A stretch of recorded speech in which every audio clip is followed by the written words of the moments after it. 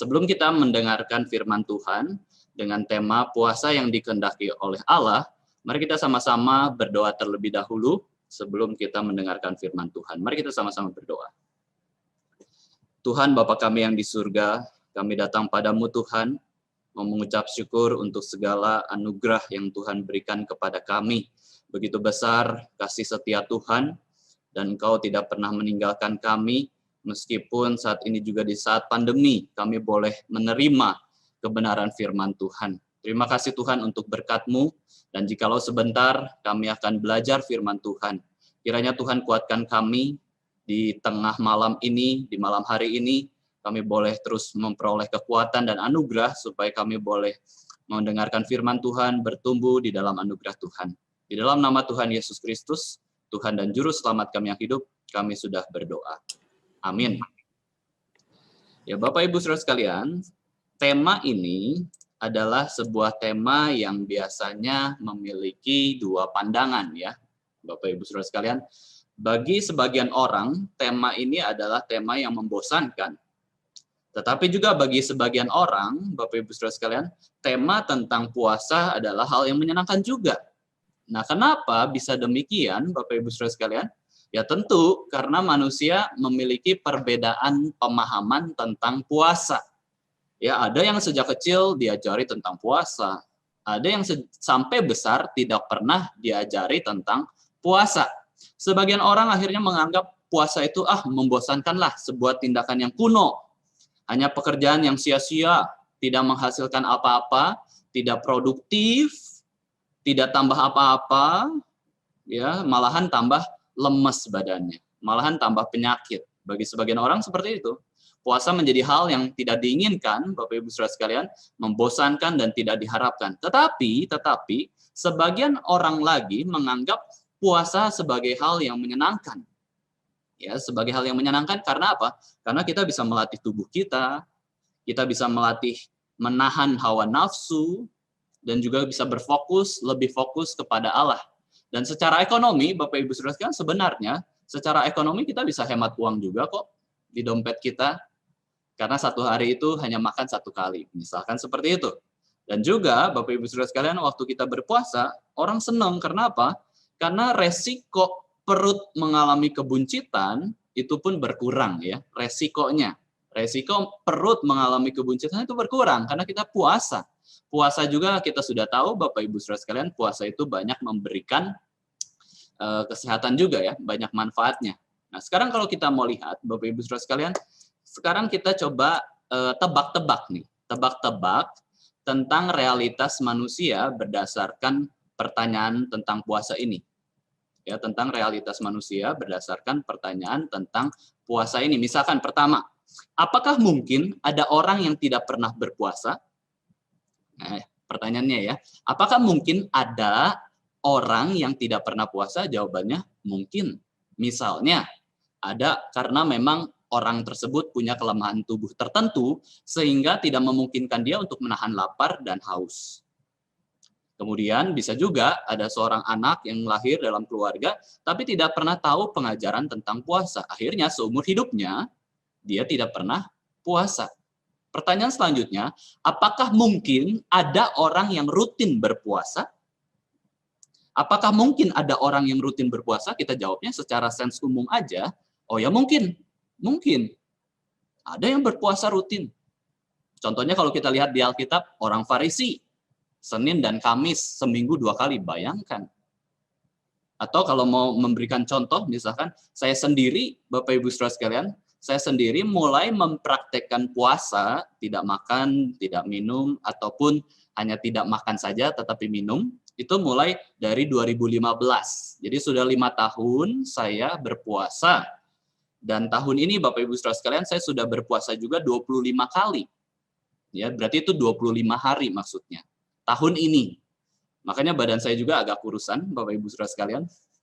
Karena cukup banyak ya, hampir sebulan saya berpuasa. Nah, sekarang saya belum lanjut puasa lagi, Bapak Ibu Saudara sekalian. Karena apa? Karena ada sedikit masalah dengan lambung saya, jadi belum bisa berpuasa lagi. Tapi tahun ini saya hitung berapa kali saya puasa, itu 25 kali.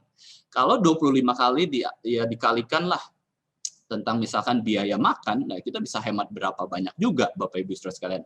Nah, jadi kita bisa dapat melihat ada dua ekstrim tentang puasa, ada yang tidak pernah puasa sama sekali, ada yang sering berpuasa dengan bermacam-macam alasannya. Nah, sekarang Bapak Ibu Saudara sekalian, sebelum kita membahas tentang Alkitab, saya ingin kita melihat tentang definisi-definisi puasa secara umum.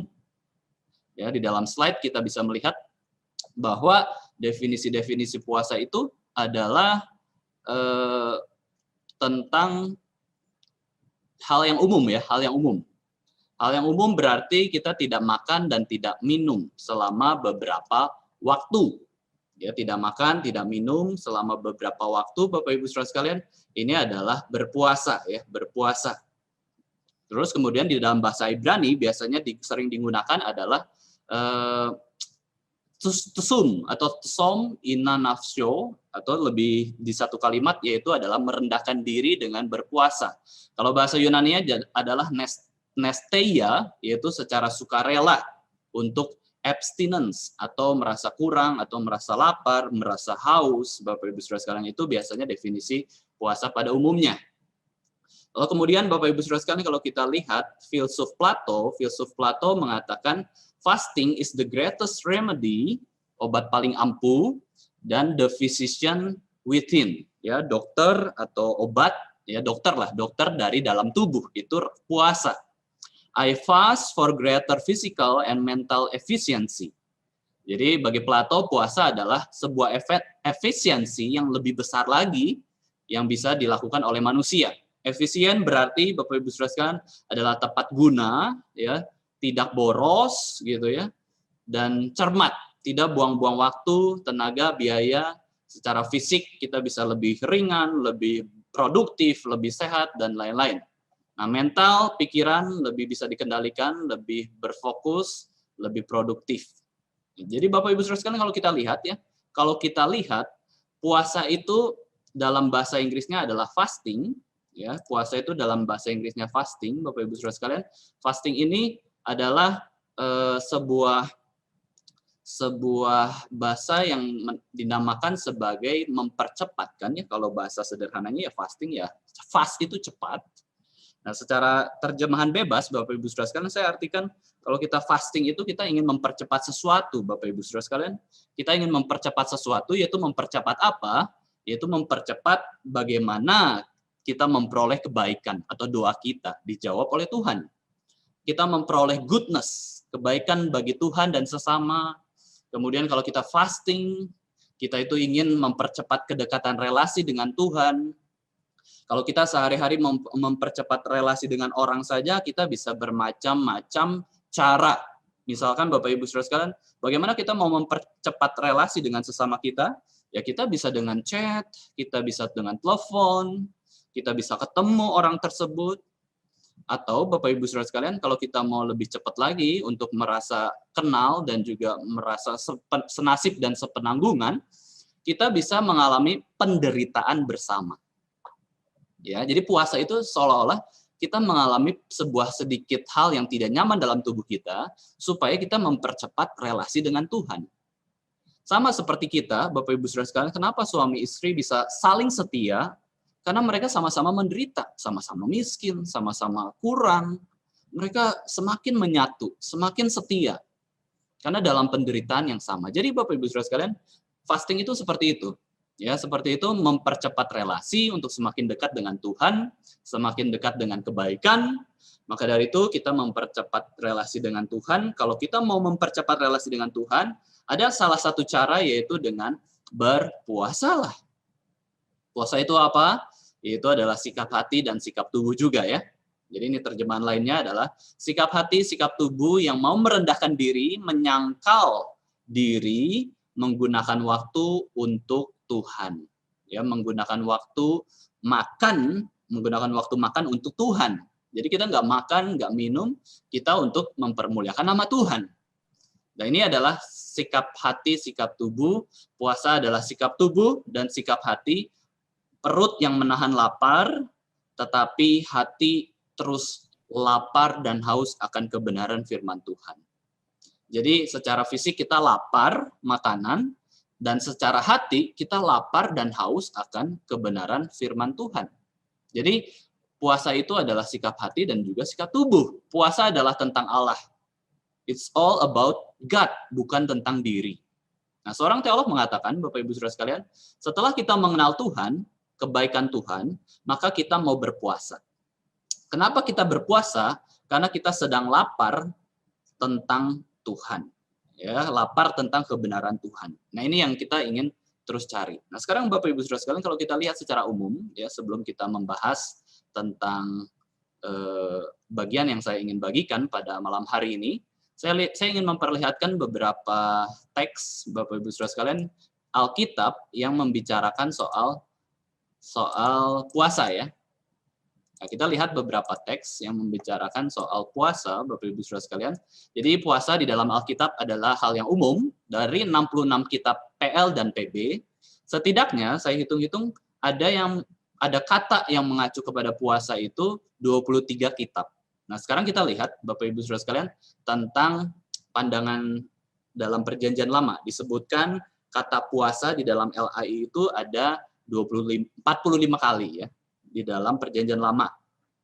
Nah, itu kalau Bapak Ibu Saudara sekalian bisa melihat, mencatat, ataupun mau foto, screenshot juga bisa. Saya tidak bacakan semua.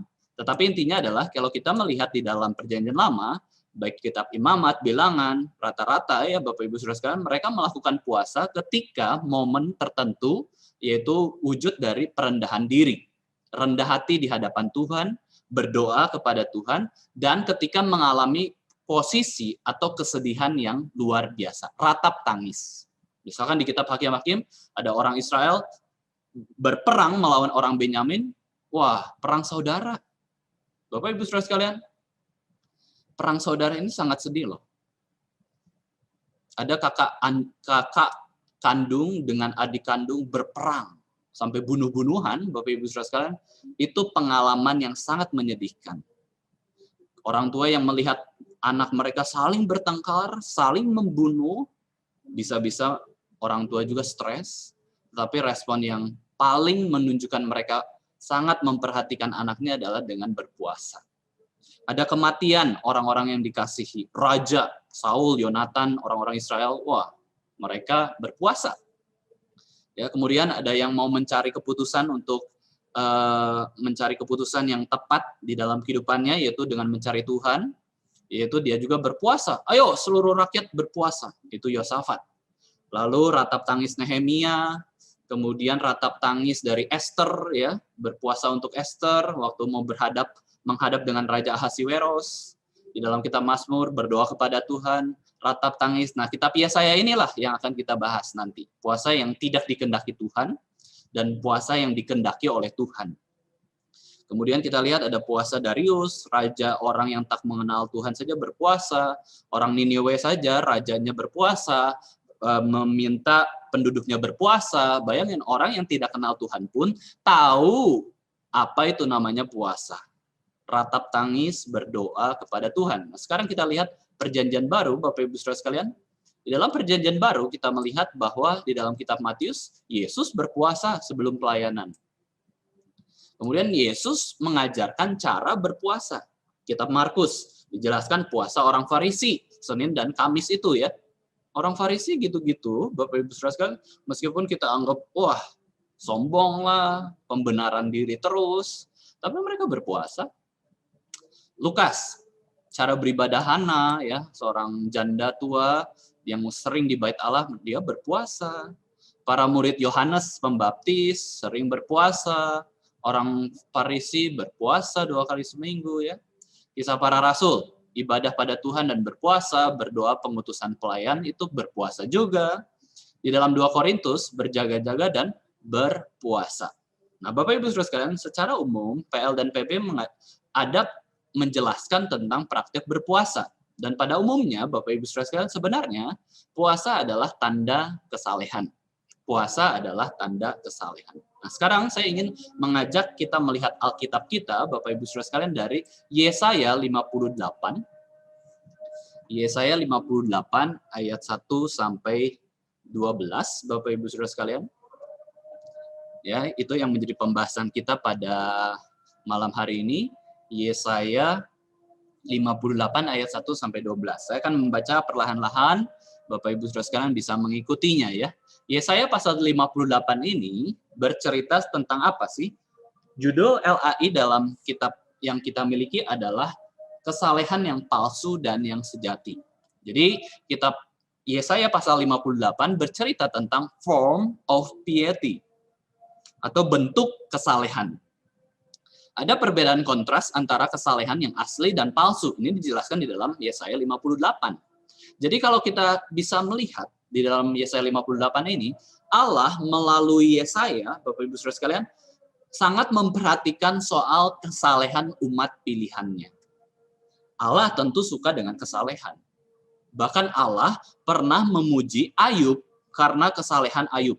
Seolah-olah waktu relasi Allah dengan Ayub itu seperti bapak bangga anaknya berprestasi di kampus. Ya, misalkan dapat kampus yang terkenal. Ini anak saya loh, bangga karena pendidikan. Anak saya bisa main biola, main piano loh. Oh, orang tua itu bangga. Ya, Tuhan, Bapak Ibu Saudara sekalian, Tuhan terhadap umatnya bangga karena apa sih? Tuhan ya waktu sama umatnya sebenarnya dia bangga karena apa sih Bapak Ibu Saudara sekalian? Sebenarnya kalau kita lihat Tuhan itu bangga bukan soal kamu kaya.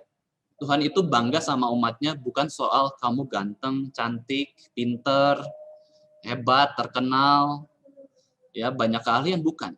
Tapi Tuhan itu bangga sama umatnya ketika umatnya itu saleh. Ya, saleh itu mencakup seluruh hal yang baik, Bapak Ibu Saudara sekalian. Tuhan akan bangga kalau kita memang saleh. Nah, Allah tidak ingin umatnya itu menjadi umat yang seolah-olah saleh, seolah-olah melakukan hal yang benar, baik, berdoa, baca Alkitab, berkhotbah, pelayanan, tetapi Tuhan lihat hatinya tuh nggak benar. Dualisme. Kamu bisa jadi liturgis baik-baik di gereja, doanya lancar, ya, pakaiannya selalu rapi, selalu pakai parfum, wangi. Di rumah, wah, di rumah, di kantor, orang malas ketemu kita karena kelakuan kita jahat. Tuhan nggak pengen kayak gitu. Ya, Allah sedang menegur dosa umatnya di dalam kitab Yesaya ini, yaitu dosa kemunafikan. Kamu saleh-saleh di gereja, di rumah saleh nggak? Kamu saleh-saleh di gereja, di kantor saleh tidak? Di jalan saleh nggak? Munafik aja kamu. Nah, Bapak Ibu Saudara sekalian, pasal ini menyatakan kontras antara kesalehan yang asli dan kesalehan yang palsu. Kesalehan yang asli itu bicara soal kesetiaan kepada Tuhan. Konsisten. Di gereja begini, di rumah begini, di kantor begini, di sekolah begini, di kampus begini. Ya, konsisten menyembah Tuhan. Bukannya di gereja menyembah Tuhan seolah-olah saleh, baik, ya. Di kampus jadi wah, nggak ngerti tuh. Bukan orang Kristen jadinya ya. Pengikut setan. Kesalehan yang asli bicara soal kesetiaan. Kesalehan yang palsu bicara soal kemunafikan, pemberontakan kepada Tuhan. Nah, ini Tuhan menilai orang Israel tuh sebenarnya kelakuannya saleh. Tapi hatinya tuh dualistik, mendua hati. Jadi seolah-olah di depan tuh baik ya, Bapak Ibu Saudara sekalian, tetapi ternyata di belakang menyembah mamon. Gak bisa menyembah seperti itu. Hati kamu harus menyembah kepada salah satunya. Kamu menyembah Tuhan yang menyembah Tuhan. Menyembah mamon yang menyembah mamon. Ya, kesalehan yang asli ini ditandai dengan sebuah apa, Bapak Ibu Saudara sekalian? Yaitu sebuah puasa yang dikehendaki oleh Tuhan, sedangkan kesalehan yang palsu dalam pasal 58 kitab Yesaya ini ditandai dengan puasa yang tidak dikehendaki oleh Tuhan. Bagian pertama. Bagian pertama, Bapak Ibu Saudara sekalian, sekarang kita lihat ya. Bagian pertama, nah tadi saya sudah jelaskan, form of piety, true piety, false piety.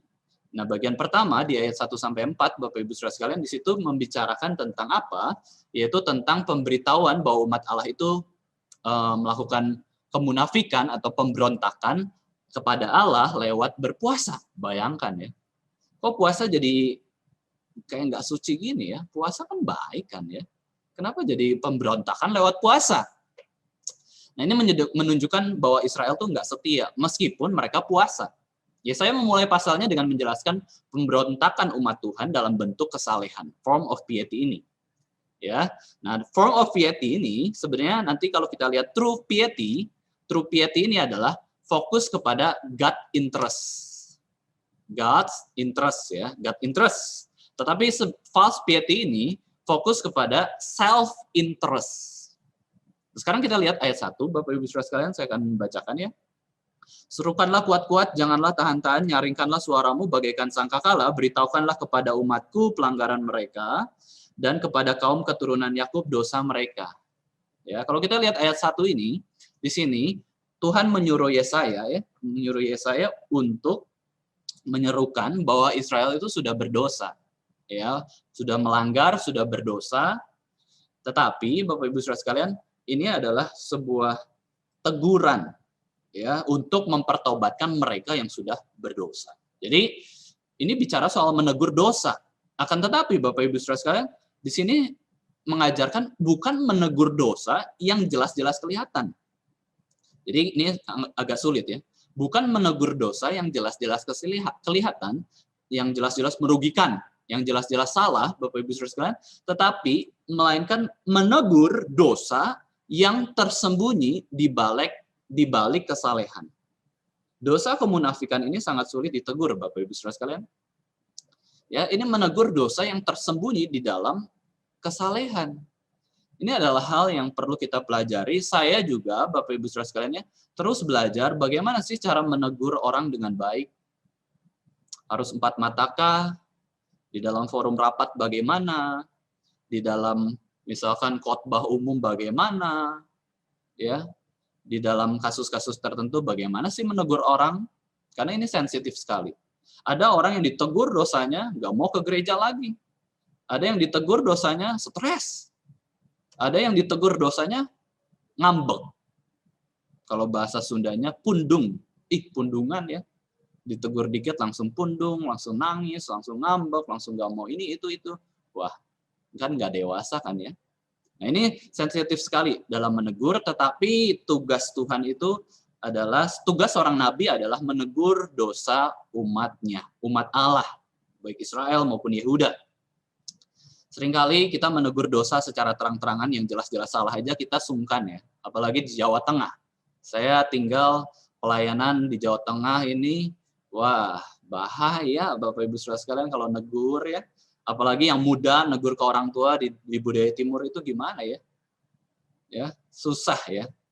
Ini kita perlu bijaksana bagaimana menegur kesalahan orang yang lebih tua, bagaimana menegur kesalahan yang jelas-jelas salah terang-terangan, dan bagaimana kita menegur dosa kemunafikan. Di depan dia baik kok, tetapi itu munafik semua. Dosa yang tersembunyi. Nah, di ayat kedua Bapak Ibu Saudara sekalian kalau kita lihat ya, di ayat kedua, secara tidak langsung dijelaskan tentang adanya 2 jalan ini, God interest dan juga self interest, tadi kita sudah lihat.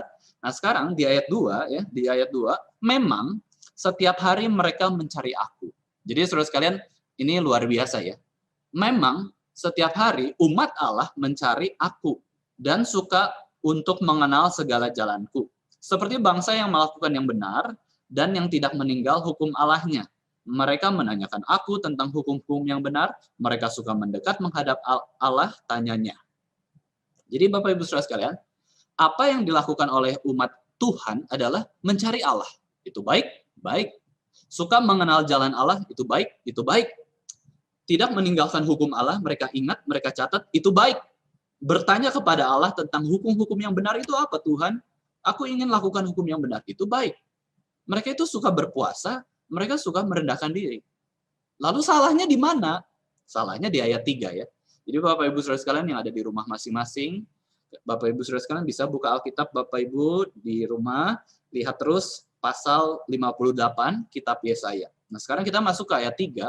Di dalam ayat 3a ini, mereka suka mendekat menghadap Allah dengan pertanyaan apa? Mengapa kami berpuasa dan engkau tidak memperhatikannya juga? Ya. Jadi ketika sudah dekat-dekat sama Allah, umatnya tuh bertanya, Tuhan, saya kan udah dekat sama Allah. Kenapa saya sudah berpuasa? Kenapa sih Tuhan nggak perhatiin saya? Mengapa kami merendahkan diri dan Engkau tidak mengindahkannya? Kenapa Engkau tidak mengakui puasa kami sih? Nah, Bapak Ibu Saudara sekalian, aneh ya? Ada kejanggalan di dalam ayat 3a ini.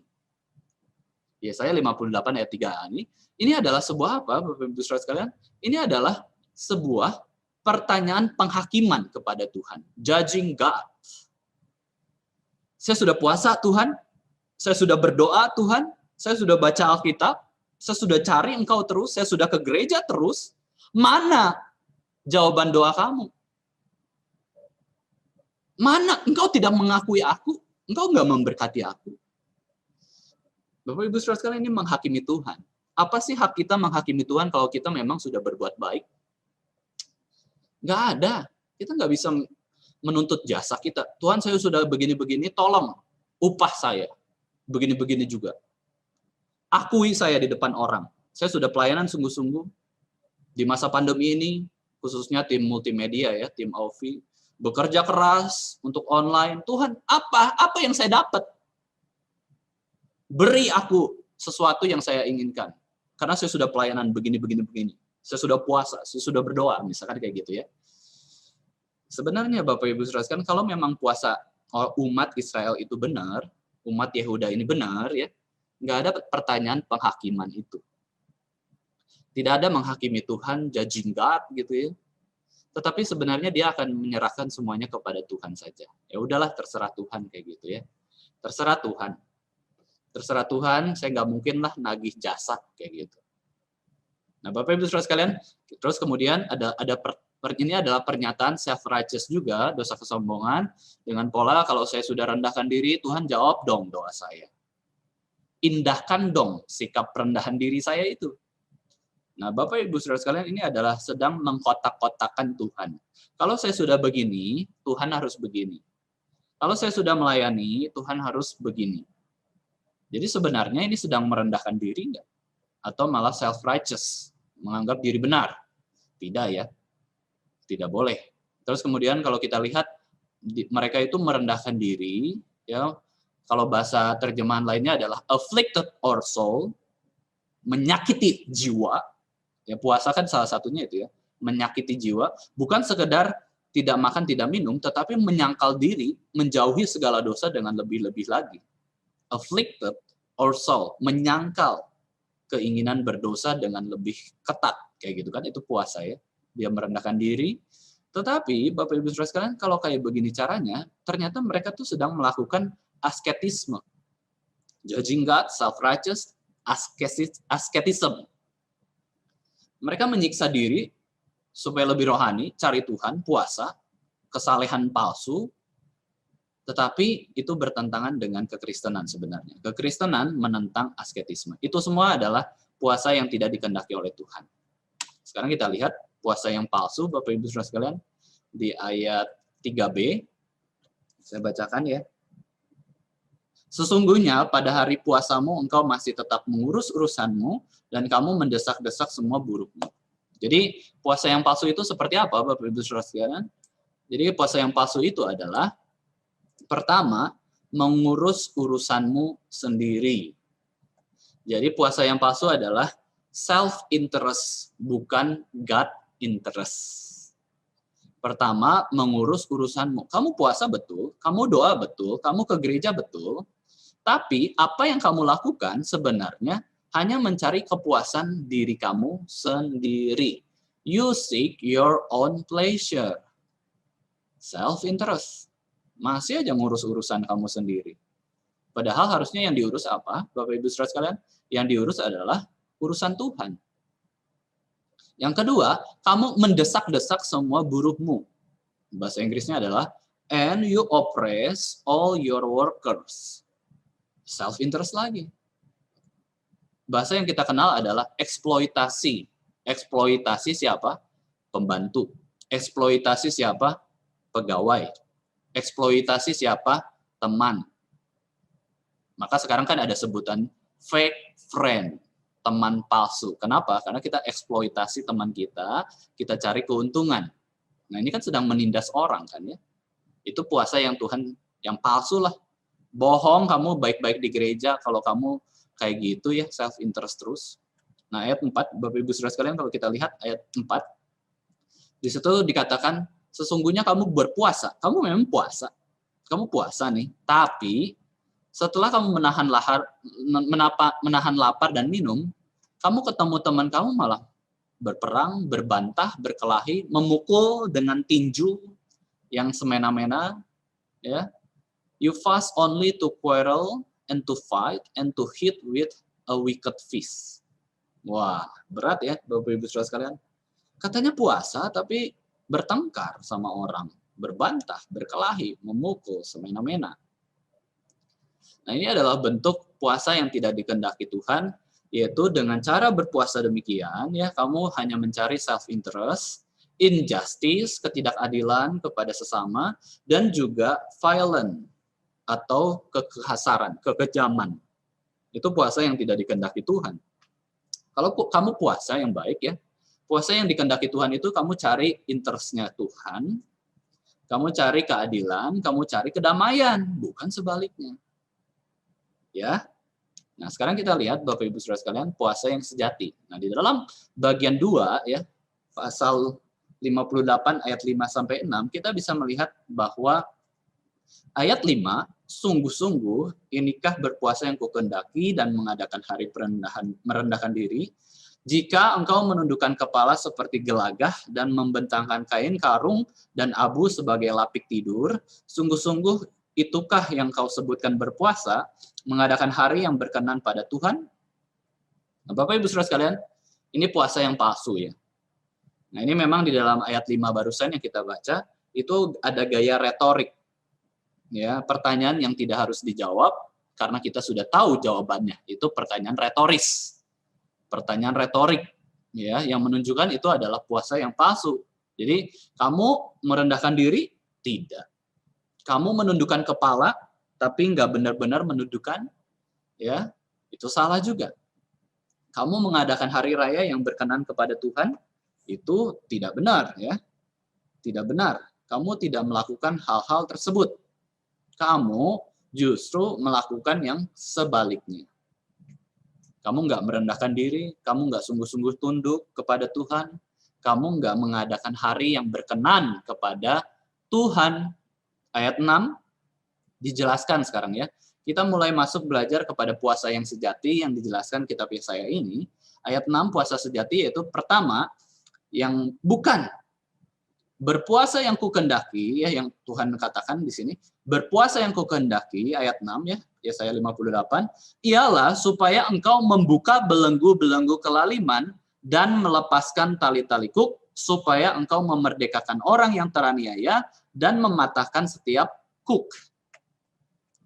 Jadi Bapak Ibu Saudara sekalian, kita bisa melihat puasa yang sejati itu membuka belenggu kelaliman. Nggak ada tuh violent, injustice, melepaskan tali-tali beban sama orang. Ya, orang Kristen banyak nggak berperi kemanusiaan kepada pegawainya sendiri atau pembantunya sendiri. Banyak.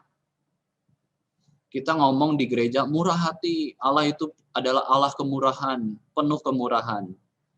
Kepada pegawai, anggap kita bisa kasih gaji lebih karena dia rajin memang baik ya. Kita pelit, kita tahan penghargaan kepada dia. Gajinya udah sedikit ya, padahal dia udah kerja bertahun-tahun, tetap sedikit. Udah kan kamu tinggal di rumah ini, ya kamu tinggal di rumah ini kok, kamu mau dapat makan, gajinya segini aja cukup. Padahal udah setia bertahun-tahun, kan itu nggak ada penghargaannya ya. Itu tuh kayak pelit lah. Itu pelit ya Bapak Ibu Saudara sekalian kalau kita, padahal kan Allah kita tuh Allah penuh kemurahan ya. Dengan demikian kita nggak mendukung orang-orang yang kesulitan. Di masa pandemi ini juga banyak orang kesulitan. Pertanyaannya, kita pikir nggak apa yang kita bisa lakukan untuk orang yang perlu pertolongan? Mungkin kita nggak tahu apa perbuatan baik yang kita bisa lakukan karena kita nggak mikir. Tapi kalau kita mikir, ternyata banyak kok perbuatan baik yang kita bisa lakukan untuk orang-orang yang kesusahan. Dengan demikian, ketika kita melakukan hal tersebut, kita tuh bisa memerdekakan orang yang teraniaya dan mematahkan setiap hook. Ini harapan dari Tuhan. Kamu tolonglah, kasihan orang itu udah menderita ya. Tolonglah orang yang layak perlu ditolong. Jangan tolong orang yang tidak layak perlu ditolong. Ya, perlu bijaksana, hikmat Tuhan ya. Nah, kita masuk ke bagian 3, Bapak Ibu Saudara sekalian, kalau kita lihat di dalam puasa yang sejati ini di ayat yang ke-6 ya, ayat ke-6. Oh, sebelum kita bagian ketiga, ayat ke-6 kita bahas dulu. Selanjutnya ya, ayat ke-7 ya. Oh, ini harusnya ayat ke-7, Bapak Ibu Saudara sekalian, di slide ya. Itu salah.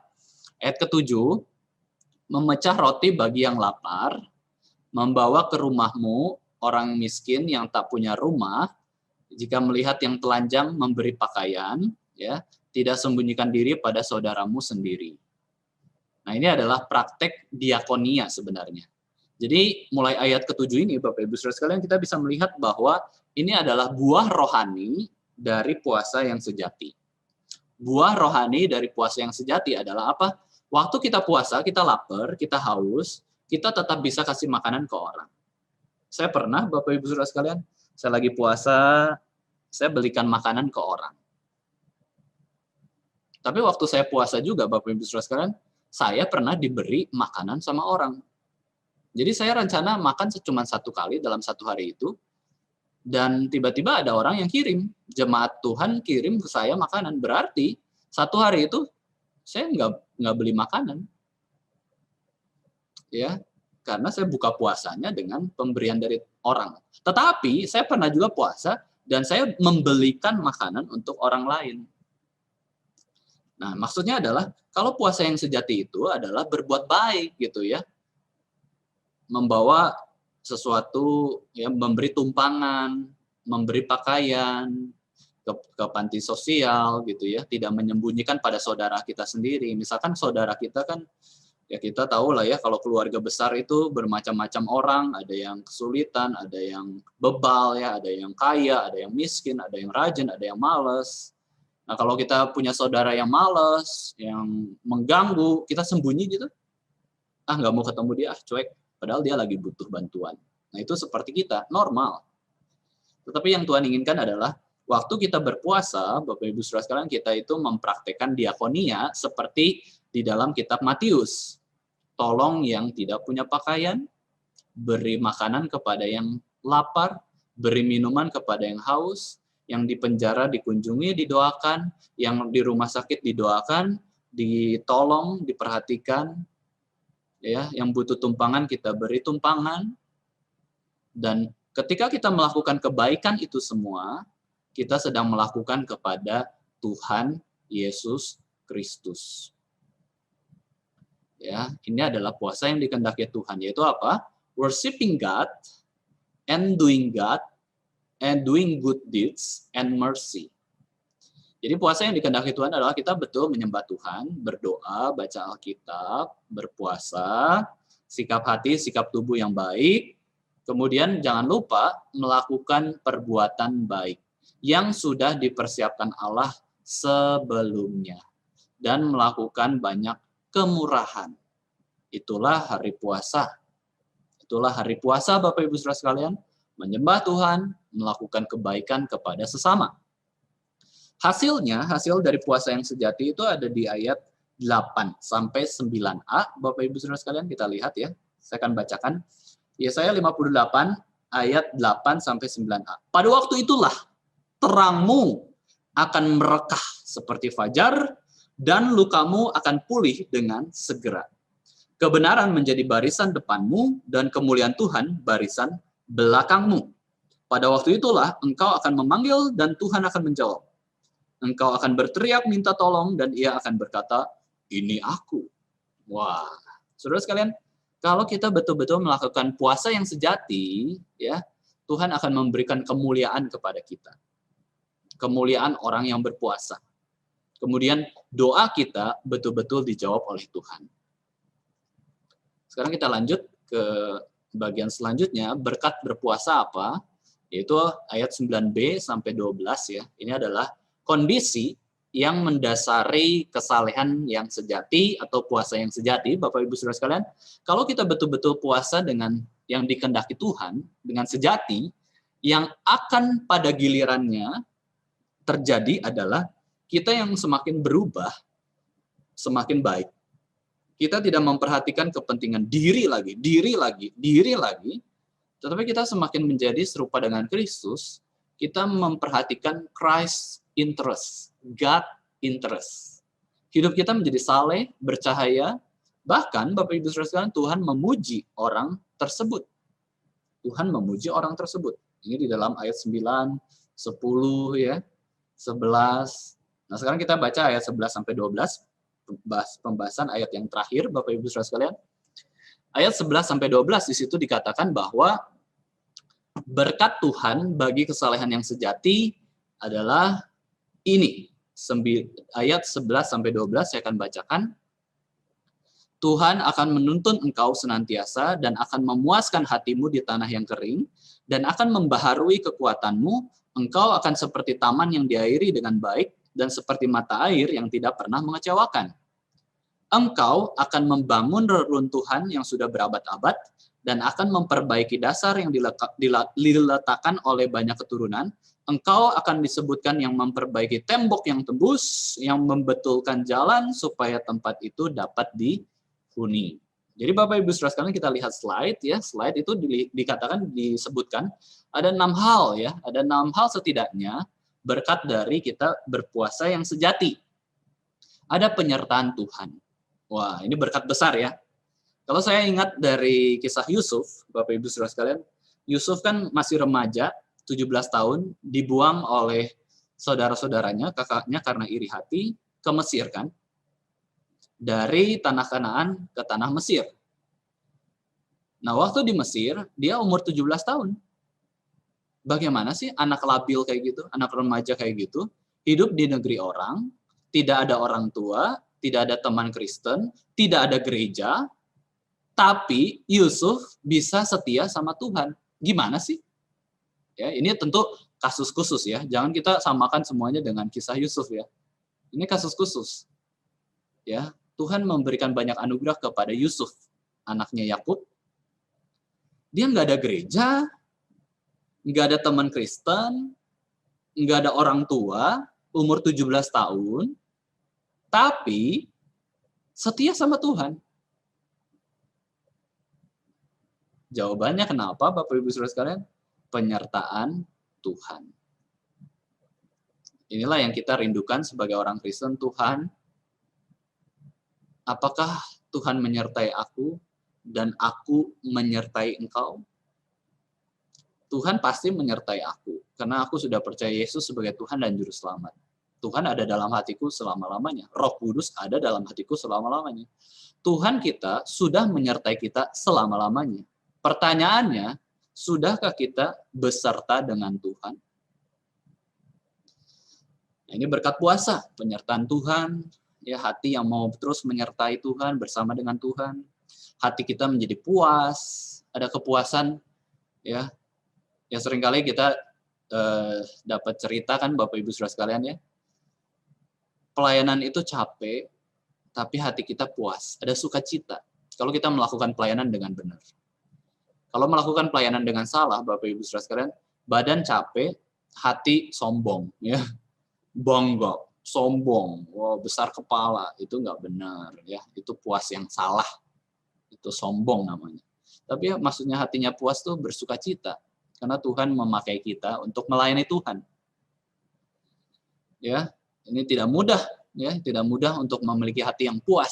Saya puas sama Tuhan, apapun keadaan saya. Meskipun saya dalam kondisi pandemi, meskipun saya dalam kondisi yang susah, dalam keluarga, dalam pendidikan, dalam kantor, tapi hati saya tetap puas karena Tuhan. Ketiga, kekuatan kita dibarui. Ya, tubuh bisa semakin lemah, semakin lapar, semakin haus, tapi roh semakin kuat, semakin puas, semakin mencari Tuhan. Ya, ini beda kekuatan fisik dan kekuatan rohani ya. Kekuatan kita semakin dibarui, kita berbuah dan tidak mengecewakan orang, membangun reruntuhan yang sudah berabad-abad, maksudnya adalah yaitu udah reruntuhan gitu ya. Ini perumpamaan bagaimana mungkin ada hal yang kita mau bangun gitu ya. Entah pelayanan misalkan di MRI Makassar, ya mau membangunlah gereja ini supaya semakin besar, supaya bisa jadi GRI misalkan ya. Alkitab mengatakan ya, dengan puasa yang sejati, hati yang betul-betul takut akan Tuhan, bukan saja bisa membangun yang sudah ada, yang sudah berdiri tinggal dilanjutin gitu ya, tetapi reruntuhan yang sudah hancur bisa kita bangun. Jadi jangan putus asa Bapak Ibu Saudara sekalian, jangan pikir usaha yang kita sudah lakukan untuk gereja, untuk keluarga ya, untuk rumah tangga, untuk kantor kita, pekerjaan kita nggak bisa lagi kayak nggak ada harapan. Ya, kita perlu belajar berharap sama Tuhan. Tapi bukan berarti kita akhirnya mengkotak-kotakan Tuhan. Tuhan saya udah puasa benar-benar Tuhan ini, nah nanti kembali kepada judging God lagi dong. Kamu udah puasa begini-begini tapi nagih Tuhan. Kan nggak benar juga. Sekalipun kita sudah sungguh-sungguh sama Tuhan, toh akhirnya tidak ada perubahan dalam kondisi kita, itulah wujud kesetiaan kita. Ya, Ayub waktu menderita dan kesulitan besar, dia tetap saleh, tetap menjaga hatinya saleh. Dia nggak kepikiran tuh akan diganti 2 kali lipatnya semua yang sudah dia kehilangan.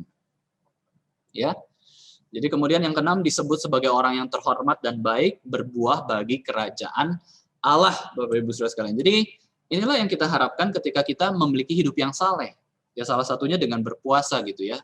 Hidup yang saleh bukan saja harus berpuasa doang, tetapi hidup kita adalah menyenangkan hati Allah. Hambaku yang baik dan setia. Marilah kita menjadi hamba Tuhan yang baik dan setia. Nah, sekarang kita bisa melihat Bapak Ibu Saudara sekalian bahwa dari perikop ini kita bisa belajar bahwa puasa adalah tindakan yang sangat penting dan berlimpah manfaat. Puasa adalah tindakan yang penting, berlimpah manfaat, dan Tuhan tidak tolak puasa kita. Yang Tuhan tolak adalah puasa yang salah, kesalehan yang palsu. Tuhan sangat menerima, Tuhan sangat sukacita ketika kita hidup dengan saleh. Maka dalam keadaan kita bergumul, Bapak Ibu Saudara sekalian, ada baiknya kita kepikiran, yuk puasa yuk. Toh tubuh masih sehat, bukan tubuh yang sudah renta dan tidak bisa puasa ya. Puasa itu belajar aktif, puasa itu aktif, dan terus berdampingan dengan doa. Sederhananya Bapak Ibu Saudara sekalian, puasa itu adalah mendekat kepada Allah dan juga menjauhi dunia. Itu yang kita pelajari dari kitab Yesaya ini, Bapak Ibu Saudara sekalian. Nah, saya ingin mengingatkan kepada kita semua konteks berpuasa. Jadi memang kalau kita puasa, Bapak Ibu Saudara sekalian, itu harus dikasih konteks. Jangan cuman, saya mau puasa hari ini tanpa ada persiapan atau spontan. Puasa hari ini. Kayak nggak ada konteksnya sama sekali, bukan ya. Tapi puasa itu ada konteksnya. Nah, beberapa konteks yang saya ingatkan bagi kita yang memang tergerak misalkan ya, habis ikut PA ini kayaknya pengen puasa deh, saya nggak pernah puasa seumur hidup saya. Tapi Alkitab mengajarkan ada konteks-konteks tertentu di mana kita boleh puasa kepada Tuhan. Yesus pun berpuasa sebelum mulai pelayanan. Musa pun puasa sebelum menerima hukum Tuhan. Ya, banyak orang puasa, orang-orang tidak percaya puasa, orang-orang self-righteous seperti orang Farisi, ahli Taurat berpuasa. Kenapa kita dalam pikiran kita sebagai pengikut Kristus, kenapa kita nggak punya pikiran, saya mau puasa? Aneh kan? Ya, aneh sekali. Lingkungan kita banyak yang berpuasa, tapi seolah-olah kita anggap puasa itu nggak penting lah. Apa sih puasa? Saya udah cukup kok baca Alkitab 5 pasal 1 hari, berdoa dengan tekun. Udah, saya rasa cukup. Wah, ini udah nggak benar juga ya. Nggak benar. Ini adalah konteks-konteks berpuasa, Bapak Ibu Saudara sekalian, ya beberapa konteks. Yang pertama, misalkan kalau kita tuh merasa kita tuh begitu berdosa. Aku takut sama hukuman-hukuman Allah. Aku berpuasa, takut. Seperti bangsa Niniwe ya, Bapak Ibu Saudara sekalian. Aku takut aku takut dihukum, ayo semua puasa daripada kota Niniwe ini ditunggang-balikan oleh Tuhan. Raja, rakyat, bahkan ternak pun berpuasa, disuruh puasa semua ya, sekalian aja lah, semua nggak ada yang makan, gitu ya, nggak ada yang minum, daripada kita binasa. Itu konteks berpuasa. Kalau kita merasa tertuduh besar, Tuhan saya sudah berdosa begitu besar kepada Tuhan, saya mau puasa. Kemudian kalau memang ada terjadi malapetaka yang terjadi begitu besar, misalkan Bapak Ibu Saudara sekalian ya, misalkan ada pandemi, ya udahlah kita mau puasa lah, memperhatikan orang kayak gitu ya. Lalu di hari puasa itu, hari kita puasa, saya ingin berbagi, saya kirimin GoFood kepada orang yang kayaknya kalau dikasih tuh akan terima dan senang sekali. Saya puasa hari ini nggak makan 2 kali, tapi saya kasih kirim GoFood ke 2 orang. Ya, kedua orang yang membutuhkan. Itu boleh. Itu sangat baik loh. Wah, itu Tuhan sangat senang, sangat menerima persembahan kita. Ya, ada malapetaka mau terjadi misalkan, ataupun kondisi pandemi ini ada hati kita tuh terasa tersayat ketika kita baca berita misalkan. Ada ya kejadian kayak gini? Perempuan dibunuh, kemudian dimasukin ke dalam sumur sama orang supir yang nggak suka ditagih hutangnya. Waduh, itu saya pernah baca berita seperti itu. Duh, rasa tuh apa sih ini? Ya, hutangnya aja nggak seberapa, cuma 1 juta misalkan ya. Memang 1 juta. Tapi gara-gara si perempuan ini nagih, woi bayar dong 1 juta. Kamu tuh gimana sih minjam nggak balikin? Si yang cowok yang minjem uang ke perempuan ini ngamuk, bunuh perempuan itu, masukin mayatnya ke sumur. Gila nggak ini? Kayak gitu tuh kasihan ya. Kita tuh nggak bisa ngerti dosa itu seberapa besar. Udahlah Tuhan, saya kasihan sama orang-orang berdosa yang nggak benar. Apalagi yang mati belum percaya Tuhan Yesus, gimana ya? Hidupnya direnggut dengan pembunuhan seperti itu. Kasihan loh. Nah itu malapetaka terjadi, penderitaan dalam jemaat. Nah, Bapak Ibu Saudara sekalian, ada untungnya jemaat itu sedikit anggotanya. Ada untungnya jemaat itu sedikit anggotanya, berarti minimal hafal semua nama jemaat. Hamba Tuhannya ya. Vikaris Charles, Pak Charles, hafal semua nama ya. Dan kita bisa memikirkan ada jemaat yang menderita nggak ya? Kita bisa doakan dia. Kita bisa tolong dia. Ya, yang layak ditolong, tolong. Yang tidak perlu ditolong, ya jangan tolong, gitu ya. Kalau kita berpuasa itu karena penderitaan-penderitaan orang lain, kasihan ya, anak saya dibully, atau anak saya ada yang LGBT, atau saudara kandung saya yang ada yang homo, misalkan ya. Meskipun ya nggak ada juga ya. Tapi andai ada. Ya saya baru-baru ini kemarin baru bahas tentang homoseksualitas juga kan ya. Ada survei Bapak Ibu Saudara, saya pelayanan kepada pemuda mahasiswa, itu ternyata kita tuh setengah dari peserta itu mengenal orang yang LGBT. Jadi kita punya kenalan 1 atau 2 atau lebih dari 2, itu ada yang LGBT. Nah kita pernah doa nggak untuk orang LGBT? Atau seumur hidup kita nggak pernah berdoa untuk mereka? Cuman hakimi doang. Mereka menderita. Mereka malu, takut, tertekan. Kita pernah nggak doa untuk mereka gitu ya? Kesusahan pribadi. Kita lagi susah pribadi. Ya, hati kita lagi susah. Ya, saya lagi ada masalah besar. Kita pernah doa nggak? Kita puasa nggak? Nah, itu kasih konteks seperti itu. Ada konteksnya. Misalkan terus kita sebelum melakukan keputusan-keputusan penting, kita berpuasa tidak? Itu adalah usaha yang terbaik bahwa kita tuh sangat concern, sangat memperhatikan apa yang kita hadapi. Salah satunya dengan puasa. Sikap tubuh, sikap hati. Sikap tubuh, sikap hati dalam mengambil keputusan-keputusan penting dalam hidup.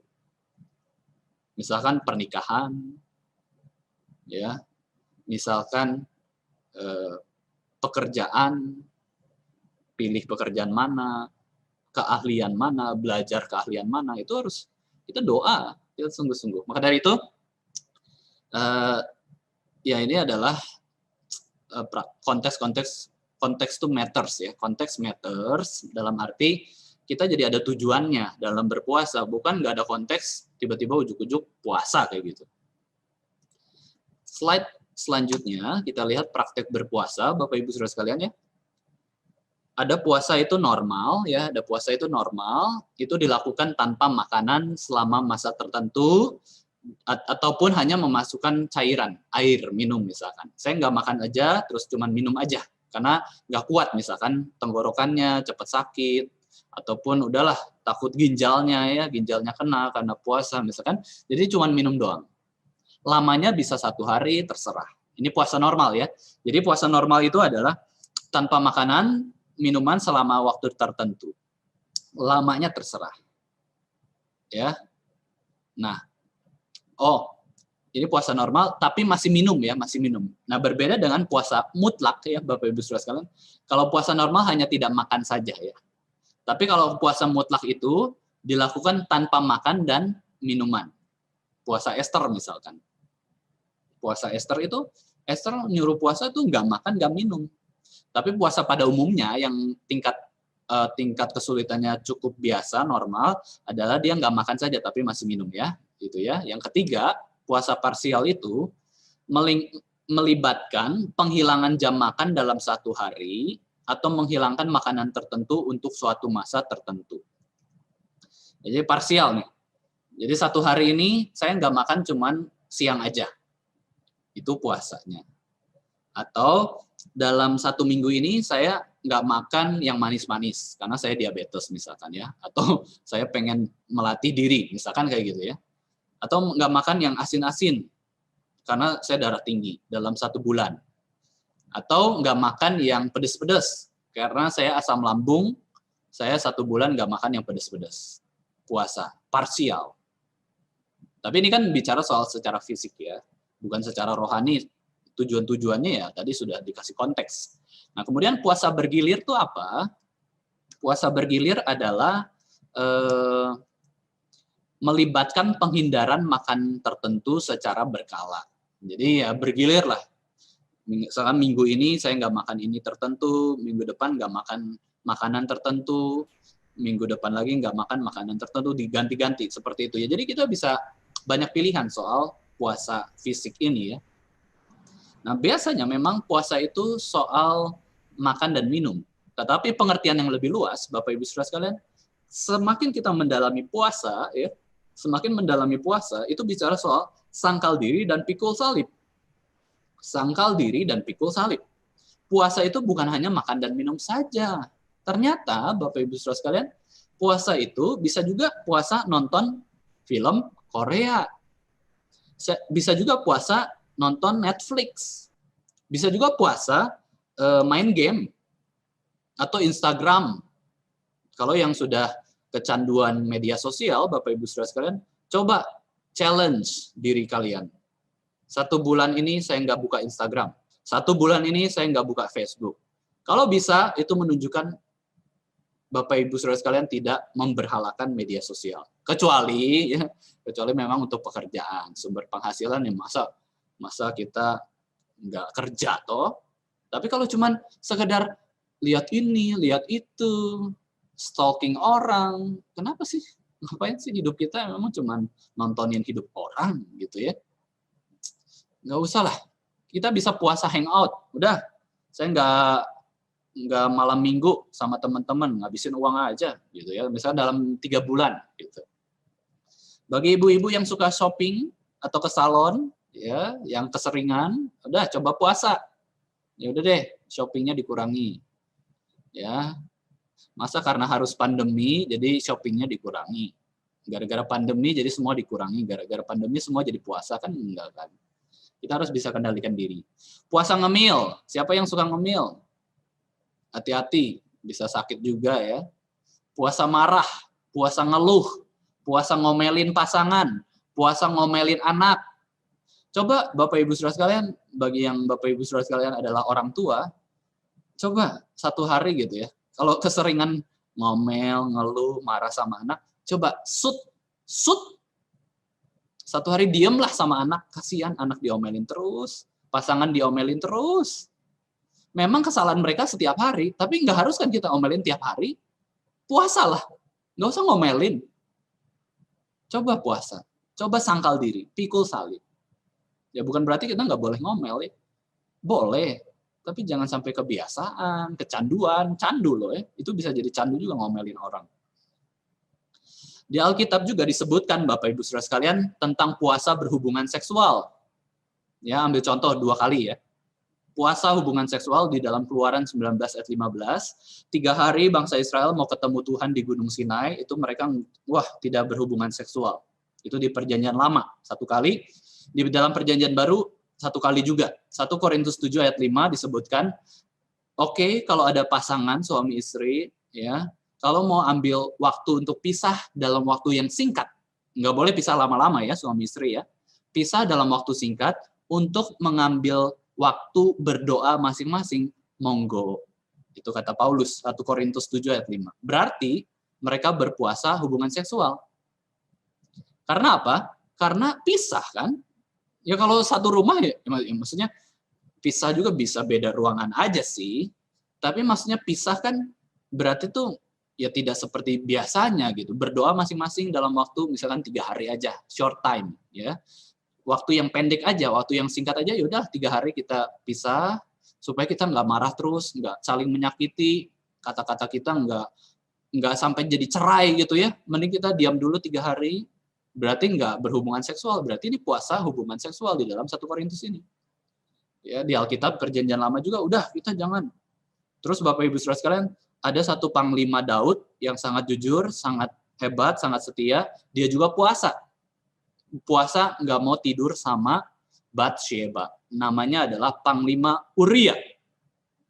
Disuruh sama Daud, Uria, kamu tidur pulang ke rumahmu, tidur sama Batsheba. Ya, dalam hati Daud adalah supaya saya nggak ketahuan saya sudah berzina, nanti punya anak gimana ya? Tahu itu anaknya saya, waduh, malu Daud. Uria puasa. Masa saya lagi perang bagi kerajaan Israel. Saya setia sama Allah, saya setia sama Daud. Masa saya tidur enak-enak sama Batsheba? Saya puasa, saya nggak mau berhubungan seksual sama istri saya. Karena sedang berperang. Itu Uria. Nah itu ya Bapak Ibu Saudara sekalian, puasa itu lebih luas lagi, kita bisa belajar. Nah sekarang Bapak Ibu Saudara sekalian, ini saya punya cuplikan tentang Pendeta Stephen Tong yang baru-baru ini ada di YouTube juga sebenarnya rekamannya. Saya akan putarkan penjelasan Pak Tong ya tentang puasa. Tidak harus jujur. Saudara-saudara, adakah orang Kristen yang suka puasa? Ada. Ada gereja yang mengajar mesti puasa berapa lama? Itu tidak tentu. Itu tidak pernah dipaksa, tidak pernah diperintahkan, tidak pernah diharuskan oleh Tuhan Yesus. Maka gereja ini juga tidak pernah mengatakan, ya harus puasa. Tetapi kalau perlu, puasalah. Kadang-kadang saya di dalam kesulitan, kurang kuasa berkhotbah, saya puasa. Ibu saya setiap minggu puasa 1 hari. Dan dia melangsungkan kebiasaan ini dari umur dia menjadi orang Kristen tidak lama, sampai dia mati umur 68. Jadi kira-kira 35 tahun ibu saya satu minggu puasa 1 kali. Nah saudara-saudara, karena ini bukan paksaan, tidak perlu menjadi keharusan di dalam berpuasa. Tetapi saya mengetahui yang paling panjang berpuasa seorang pendeta di Tiongkok yang dianiaya oleh komunis. Dia puasa 155 hari, tidak makan, hanya minum saja. Nah saudara-saudara, saya waktu membaca riwayatnya, saya menangis. Saya melihat orang begitu susah melayani Tuhan. Begitu dipaksa, dianiaya, tapi dia bersandar kepada Tuhan. Ya, Bapak Ibu Saudara sekalian, ini penjelasan Pak Tong sendiri. Ya, Pak Tong pun sama ya. Dia kalau puasa ada konteksnya. Kalau kata Pak Tong, dia kalau kurang puasa waktu khotbah gitu ya, kayak kurang sreg, khotbahnya kayak kurang bagus misalkan menurut dia berpuasa. Terus dia kasih contoh juga mamahnya puasa 35 tahun seminggu 1 kali. Betapa setia ya mamahnya itu. Ya nggak salah juga sih, mamanya kayaknya puasanya juga puasa yang sejati. Makanya anak-anaknya jadi hamba-hamba Tuhan yang besar, yang baik semua ya. Tuhan kasih berkat luar biasa kepada mamahnya ini. Mamanya itu puasa ternyata seminggu sekali selama 35 tahun, itu berapa kali Bapak Ibu Saudara sekalian, hitung sendiri. Ya, jadi Alkitab tidak memerintahkan orang Kristen untuk berpuasa. Jadi ini adalah hal yang bukan wajib, hanya saja begitu banyak manfaat dari puasa. Dan puasa ini ada konteksnya. Yesus tidak perintahkan berpuasa, tapi Yesus sendiri berpuasa. Bahkan dalam puasa yang diajarkan Yesus di Matius 6 ayat 16, itu dikatakan, dan apabila kamu berpuasa. Tuhan Yesus nggak suruh, ayo kamu harus berpuasa. Tuhan Yesus nggak suruh. Apabila kamu berpuasa, berarti sukarela puasanya. Nggak disuruh paksa-paksa. Ya, nggak disuruh karena perintah orang maka puasa. Tidak seperti itu. Janganlah muram mukamu seperti orang munafik. Ya, jadi waktu puasa jangan muram juga. Jangan kayak lemas. Oh, saya lagi puasa. Jadi sombong ya. Tuhan Yesus tidak perintahkan untuk berpuasa, tapi apabila berpuasa. Jadi silakan. Dan yang terakhir, Bapak Ibu Saudara sekalian, menutup PA kita pada malam hari ini, saya ambil beberapa quotes ya dari Agustinus sama Leonard Ravenhill. Fasting cleanses the soul, raises the mind, subject one's flesh to the spirit, renders the heart contrite and humble, scatters the clouds of concupiscence, quenches the fire of lust, and kindles the true light of chastity. Enter again into yourself. Bahasa Indonesianya, Bapak Ibu Saudara sekalian, puasa itu membersihkan jiwa, membangkitkan pikiran, menyerahkan daging pada roh, membuat hati itu menyesal dan rendah hati, mencerai-beraikan awan-awan hawa nafsu itu, memadamkan api nafsu, dan menyalakan cahaya kesucian yang sejati. Masuk kembali ke dalam diri Anda yang benar dan baik. Leonard Ravenhill mengatakan, quit playing, start praying. Quit fasting, ya, feasting, start fasting. Talk less with men, talk more with God. Ya. Listen less to men, listen to the words of God. Skip trace, start travail. Ya, jadi di sini dikatakan bahwa ya udahlah, berhenti bermain, mulailah berdoa, berhentilah berpesta, mulailah berpuasa. Lebih sedikit ngomong sama orang, lebih banyak ngomong sama Allah. Ya, lebih sedikit mendengar orang, dengarkanlah firman Tuhan. Hilangkanlah jejak atau bekas atau masa lalu yang begitu membelenggu hidup kita, lalu mulailah pekerjaan. Ya, mulailah perjalanan. Nah, sekian Bapak Ibu Saudara sekalian, pemahaman Alkitab tentang puasa ini. Saya undang kita semua untuk berpuasalah ya. Kalau Bapak Ibu Saudara sekalian berpuasa ya, saya juga akan mengikuti apa yang Yesus katakan. Apabila Bapak Ibu Saudara sekalian berpuasa, ya, lakukanlah untuk memuliakan Tuhan Yesus. Itulah puasa yang dikehendaki oleh Tuhan. Ya, mari kita berdoa. Tuhan Bapa kami yang di surga, terima kasih pada malam hari ini kami boleh mendengarkan pembahasan firman Tuhan tentang puasa dari Yesaya 58 ayat 1 sampai 12. Kami bersyukur Tuhan untuk pemahaman kami pada malam hari ini, dan kami berdoa supaya kami boleh memiliki hati yang rindu, hidup saleh, hidup takut akan Tuhan, hidup menyenangkan Tuhan di dalam kehidupan kami. Dan ajar kami juga Tuhan, jika Roh Kudus menggerakkan kami untuk berpuasa, kami pun taat. Dan ketika kami berpuasa, kiranya apa yang kami lakukan, puasa kami ini bukanlah puasa yang palsu, melainkan puasa yang sejati, yang memperkenankan hati Tuhan, dan kami mau melakukannya untuk memuliakan Kristus. Di dalam nama Tuhan Yesus kami sudah berdoa. Amin. Ya, Bapak Ibu Saudara sekalian, sebelum kita persembahan, saya mempersilahkan bagi Bapak Ibu Saudara sekalian yang ada pertanyaan tentang topik kita pada malam hari ini. Apakah ada pertanyaan? Silakan, pertanyaan apapun boleh ya.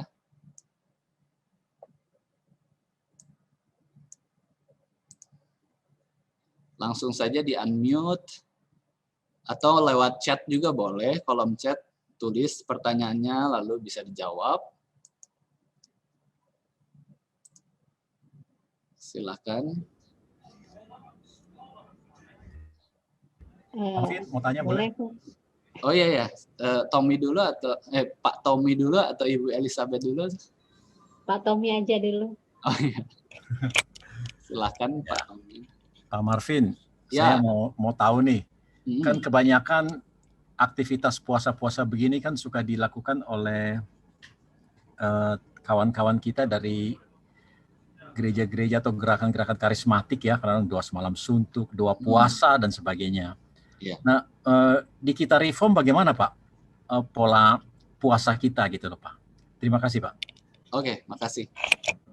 Iya, memang kelihatannya yang sering muncul adalah ini ya, puasa dari gerakan karismatik, saudara kita orang Kristen, mereka berpuasa, bahkan ada menara doa ya, mereka tuh bisa doa tuh beruntun 24 jam nggak berhenti-berhenti, ya dengan hati yang ya kita nggak tahu, kita nggak bisa menghakimi hati orang, tapi prakteknya saja menurut saya sudah saleh.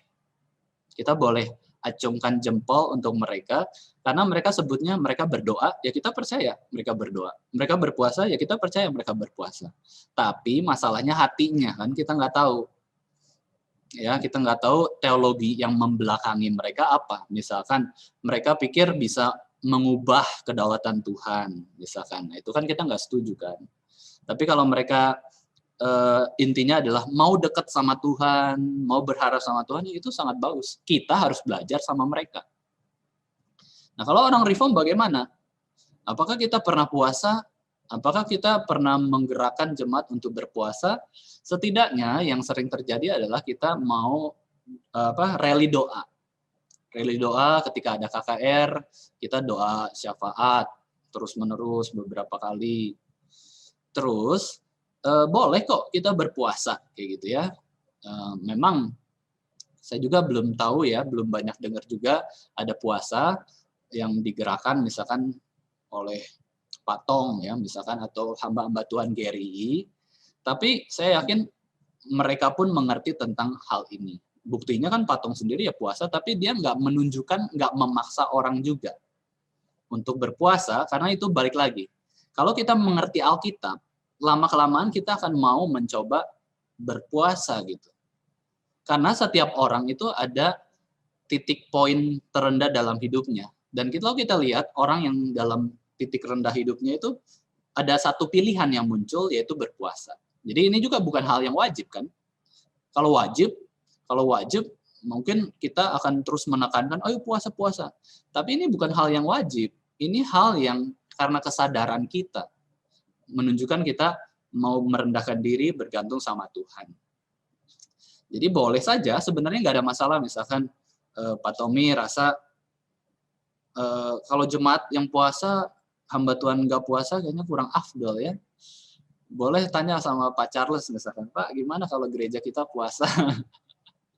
Ya itu diatur sendiri gitu ya, terserah. Yang penting kalau memang baik, why not? Hanya saja hati-hati. Kenapa ada puasa yang tidak baik? Ya tadi, ada puasa yang palsu. Akhirnya nanti kita jadi sombong. MRI Makassar nih punya tradisi baru. Puasa. Pemimpinnya Pak Charles, misalkan kayak gitu. Terus wakilnya Pak Tommy. Misalkan kayak gitu. Loh, kok jadi ajang kompetisi ya, ajang sombong-sombongan? Itu nggak boleh. Jadi ya baiknya kalau puasa ya udah. Jadi misalkan PA kayak gini, apakah saya berulang-ulang, ayo tanya, Pak Tommy udah puasa belum? Misalkan, ngapain? Lalu saya sharing, misalkan tadi saya sharing, saya puasa, terus saya nuntut orang lain, ayo puasa juga, kayak saya aja puasa, masa kamu enggak? Misalkan kayak gitu ya, kan nggak bener kan? Ini nggak wajib. Kalau nggak puasa pun nggak apa-apa. Yang penting jadi hamba Tuhan yang baik dan setia. Itu yang Tuhan tuntut. Saleh lah. Jadi memang gereja kita tidak mewajibkan, orang Alkitab juga tidak mewajibkan gitu ya. Cuman kita menjelaskan. Ya kalau mau puasa ya silakan, monggo. Itu hal yang baik gitu ya. Nah, silakan kayak gitu. Silakan Ibu Elizabeth. Mungkin Pak Tommy ya. Itu ya jawabannya ya. Cukup. Ya. Terima kasih, Pak. Bu Elizabeth silakan. Ya, makasih. Sebetulnya pertanyaan saya tadi hampir sama dengan pertanyaan yang mau diajukan oleh yang sudah diajukan oleh Pak Tommy. Cuma saya mau menegaskan di sini untuk pertanyaan saya itu tentang puasa yang di gereja Reform. Mengapa ya pada saat-saat tertentu, saya pernah dengar dari satu kelas ketika Pak Billy ngajar di spirituality reform, sebetulnya berpuasa itu baik dan mungkin sebaiknya untuk berpuasa itu untuk kita bisa mengajak jemaat untuk bisa mulai belajar berpuasa.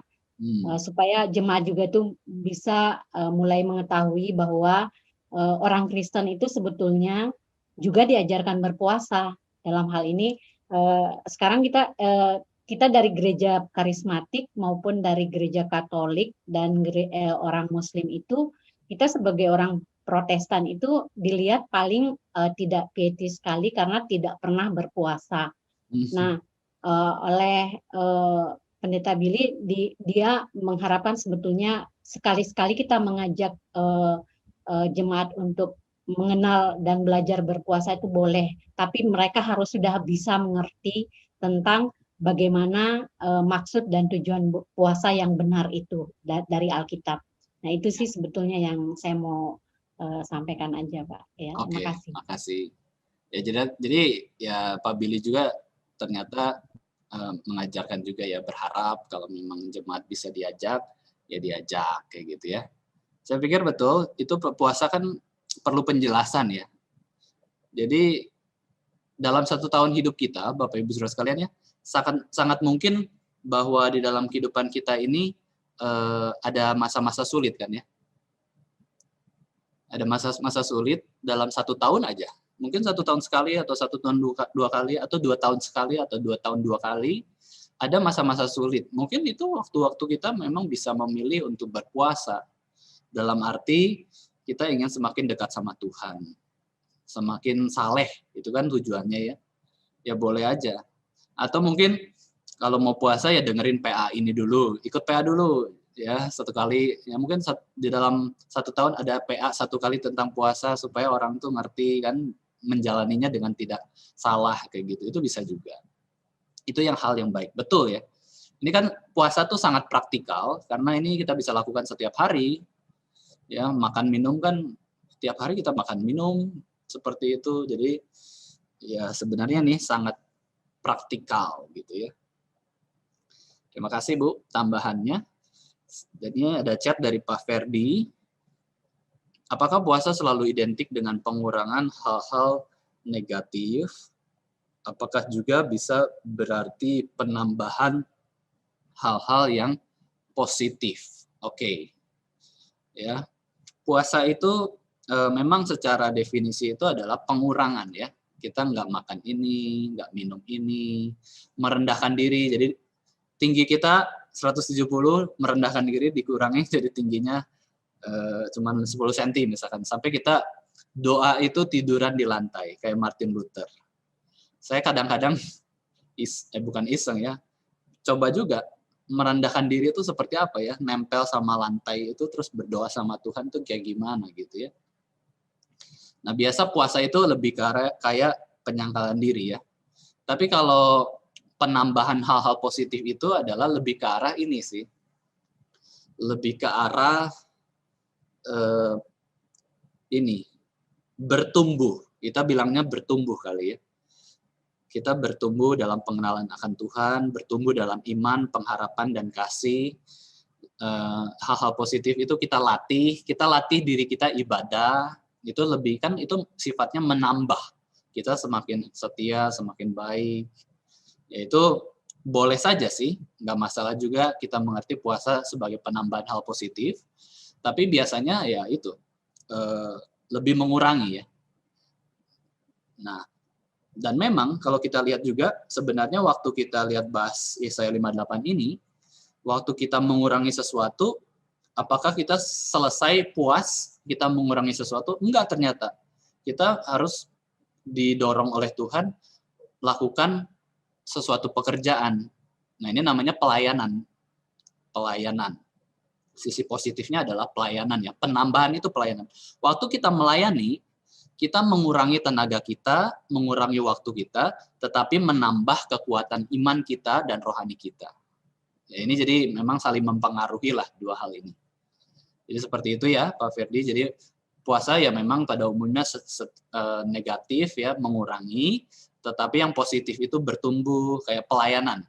Ya, pelayanan ini menambah sesuatu. Itu namanya pelayanan. Serving God, worshiping God, itu nambah sesuatu kan. Ya, terima kasih pertanyaannya. Ada lagi Bapak Ibu Saudara sekalian?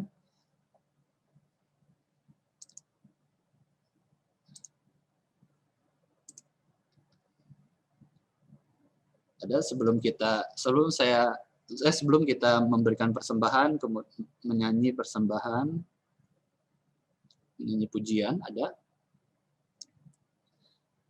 Oke, kelihatannya tidak ada ya. Semoga boleh memberkati.